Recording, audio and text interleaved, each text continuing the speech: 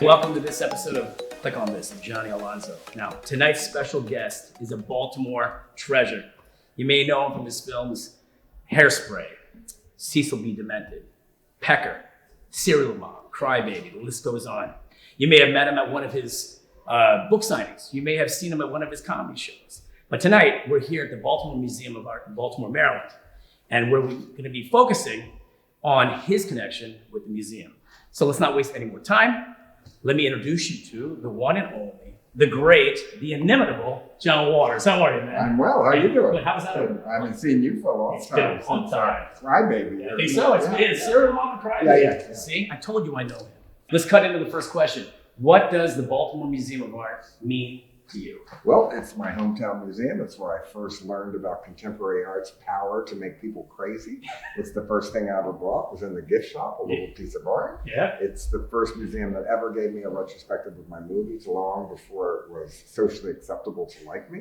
And they got a lot of shit for it too. But they stuck up for it. So they have been very supportive from the very beginning, and I wanted to leave my collection to the town where I live and where I learned about art. I love it. Well, that's a great segue because I read somewhere that you gifted 372 pieces to the museum. Yeah, and this show was curated not by me, but by Jack Pearson and Kathy Opie, two very good photographers. Yes, I know.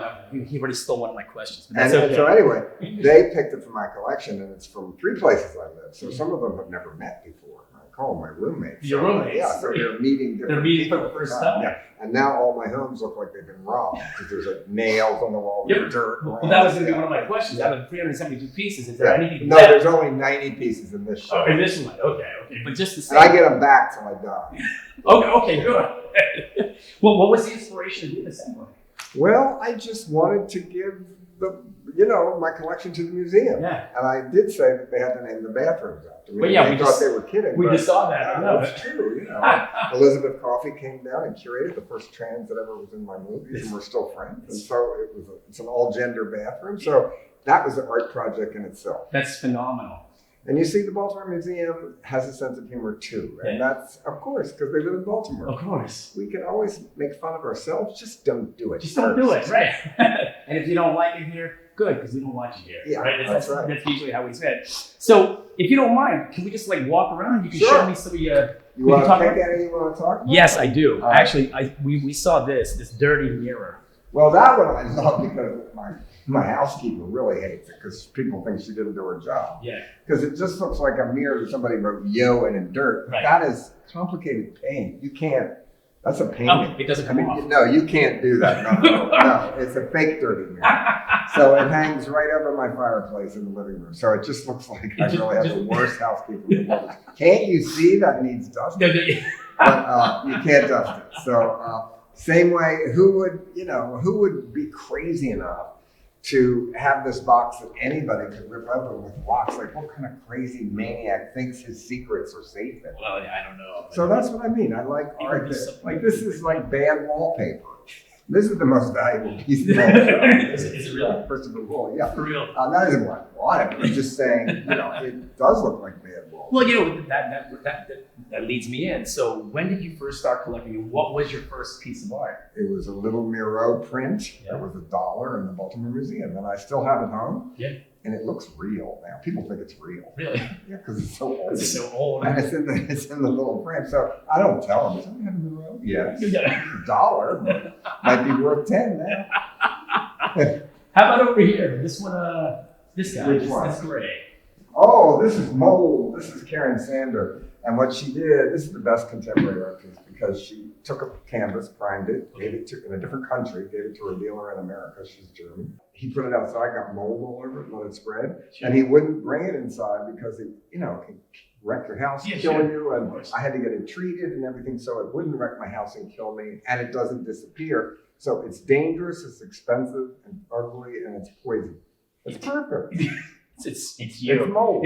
So that's real mold. Yeah. It's real mold. This has been cured. It's mold, but it's been cured. But it also kind of looks like a Robert Lyman painting, or it looks like a beautiful minimalist painting. Mold is art. And then she gave me another one to put outside, and I put it in my backyard, and I didn't look at it for 3 months, which you're not supposed to. And I came out, and there was a big rip in it. An animal had turned it into a fontana. And I have that hanging in my garage. You're like, it's more expensive, and it's worth a lot more now.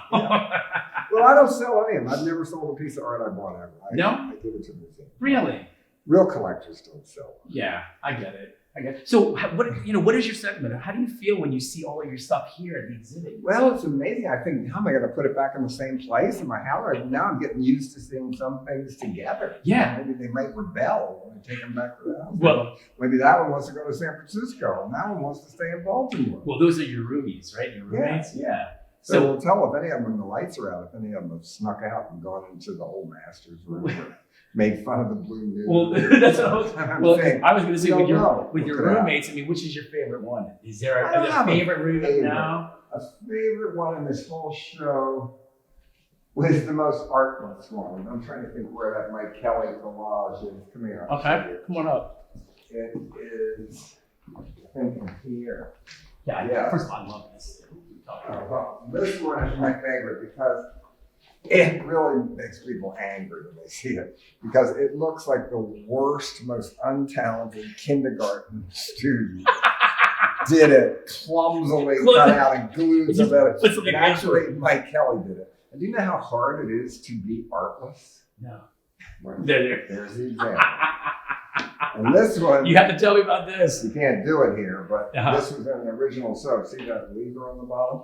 Oh, yeah, sure. You kick it, the whole thing just throws it off and smashes on the ground. You're kidding. No, the only night, so people go, oh my God, I didn't mean to do that. It's okay. Put it back up in the month at the end of the show, it's just rubble laying on the floor, and that's what you could buy. No kidding. Yeah. Getting back to this, your roommates. Yeah. Yeah. If we had to choose, who was the bitchiest, who was the slob, and who didn't pay rent? All right, this one might be who didn't pay rent, because what happened is it's just lays on the floor of the gallery, and people think the workers were here and just didn't take anything away. So this is the most likely to be thrown out by cleaning people, but it's by Fishley Weiss, and they handmade each one of these pieces and gave to my birthday. So if you were going to buy it, it would be very expensive, but it tricks you into thinking that it's worthless crap. So that's the best one, because it could get thrown out so easy. Right, there you go. That's perfect. All right, the bitchiest one.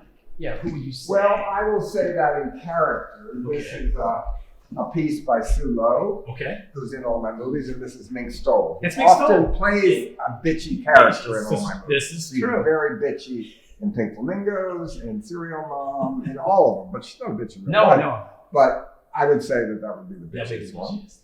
The slob would be this one, a photograph I really love by Christopher Wool. That is the ugliest piece in the show. There's every single thing, and that's his studio that he just never cleaned up. But that's the ugliest picture I've ever seen. It's really ugly to have, hard to have every little detail in the picture ugly, and this is it. And that's it. So not cleaning up, if you're really good at it. Quentin Crisp always said, why do people clean? It doesn't get dirtier after the first 3 years. But so basically, on this one, it's even better. Never clean, it turns into art. See? There you go. We just learned something today. Last one. Crazy. They said there's a story. Crazy. My dad did that because he hated the Cy Twombly pieces over there so much that I bought that he gave this to me. What he didn't understand is he did understand it because it looks exactly like it. It does. Yeah, it so does. Art did speak to him even though he didn't realize it. Wow. Now he's in a museum show. My father. The only piece of art he ever did in his whole life. Freedom. Right in the front. So are you still collecting then? Yeah. You are? Mm-hmm. I should put you on the show. Hoarders. I'm sure they'd love it. No, I'm not a hoarder. A hoarder, I have a little book that says I'm not a book hoarder, I'm a collector. That's different. I love it. You got the answers, man. No, really. So there are 90 pieces here today. Yeah. And this it's called? It's called Coming Attractions because this is really, a part of what they're going to get on bid. Yeah, I get it. So, yeah. It's kind of grim. Not so grim. I know it'll be going to a museum. It'll be in a good place. Yeah. Yeah, it's going to be good. This is fantastic. Well, we're going to wrap this up shortly, but there is a punk rock festival that you host. Every year. Yeah, I follow Tracy Lawrence on Instagram. And this year it's again, I'm doing it. Yeah, I know. July. It's July 1st in Oakland. Yeah. I'll be there. So. Good, it's a great one. It's my people. Yeah, no, dude, they love you there. And I'm on the road with my show. Back on the road. I do about 40 shows a year. I know. I do the camp, the John Woodward Summer Camp. Yeah. I'm doing an Easter show. Yeah, I know. St. Louis Beast. How about the Christmas one? one? In the Christmas show, I did 20 cities. Holy God. So I'm working more than I ever do. I know. So last question. Yeah. How do you stay so busy and so active, man? Because I'm afraid if I stop, I just drop dead. And if I drop dead on stage, you can do selfies. But if you dig me up for sex, oh. Oh, you heard it first. You heard it first. Johnny, we love you, man. Seriously, you're the greatest. Thank you so much, guys. I'm Johnny Alonso. Click on this and see you next time. Thank you. Bro, Can you have